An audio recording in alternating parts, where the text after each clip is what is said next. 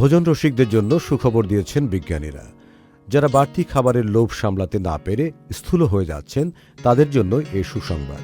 খাবার পর ভালভের সাহায্যে পাকস্থলী থেকে 1/3 খাবার কমিয়ে ফেলার অ্যাসপায়ার অ্যাসিস্ট নামের এ প্রযুক্তিটির বিষয়ে বিস্তারিত জানিয়েছে ম্যাশ অ্যাবল।